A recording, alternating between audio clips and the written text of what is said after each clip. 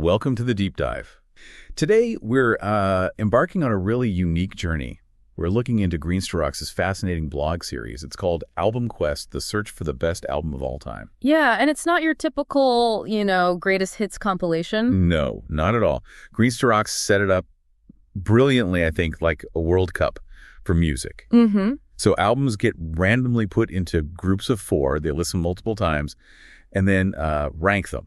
First down to fourth. Right, and only the top 2 from each group actually move on. Exactly. It's like this big bracket, but for, auditory discovery.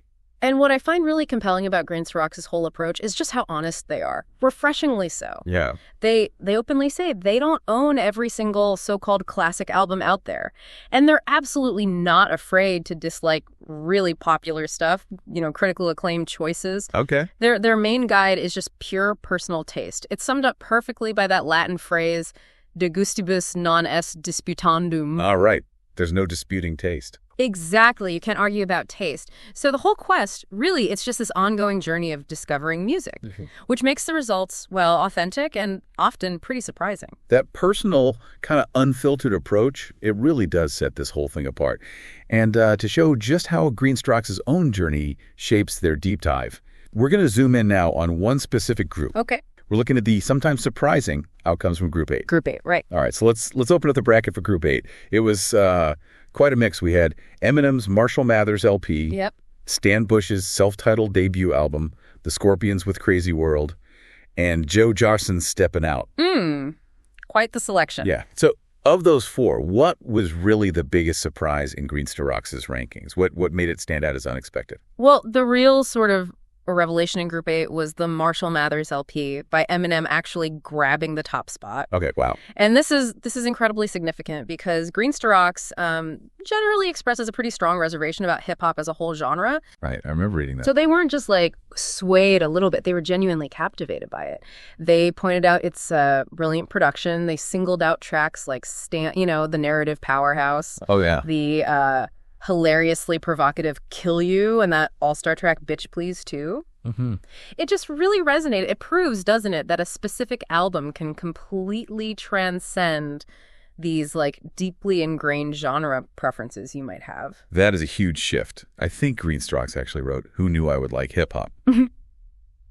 So considering those usual reservations, what do you think it was about the Marshall Mathers LP specifically? What broke through? Was it the stories, the raw honesty, the production, something else? I think it seems to be a combination of all those things you mentioned, particularly the depth of the storytelling and that raw lyrical content. Great. It wasn't just, a collection of songs. It felt like an immersive experience for them. And what's almost equally fascinating is how close the fight for second place was. Oh. Yeah, it came right down to the wire between the other 3. But ultimately, it was Stan Bush's debut album that just edged out the competition. Stan Bush. Okay. Yeah. Greenstock's praised its great melodic rock. They specifically called out the ballad Time Isn't Changing You for its sort of emotional resonance. And this is really notable because it pushed out 2 pretty formidable contenders. You had the Scorpions' Crazy World, which they described as a cool rockin' album. Right, yeah. And Joe Jackson's Stepping Out, which they noted for its classy hits. Wow. So it really shows the power of a specific melody or an emotional connection when it comes to Greenstock's personal taste. These individual results from Group 8, they're fascinating just on their own. Yeah. But what broader insights can we pull from this when we think about the whole Album Quest project?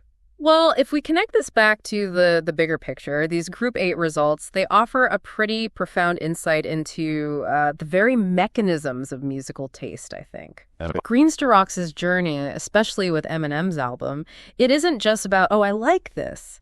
It's a powerful reminder of how these preconceived boundaries we put around genres can often limit what we discover. Yeah, that makes sense.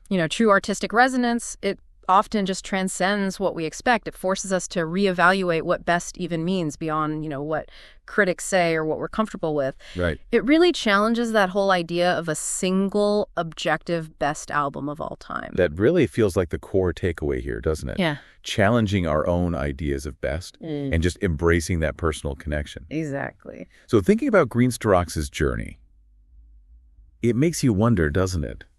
What albums would make it into your personal album quest groups if you were doing this? Interesting thought. And what surprising results might pop up from your own deep listen? Maybe you'd find, I don't know, a metal album sneaking into your classical top 2. Or perhaps a folk artist surprising you more than a big pop superstar. It could happen. It's a great way to reflect on how our own musical tastes shift and evolve over time, isn't it? Something to mull over.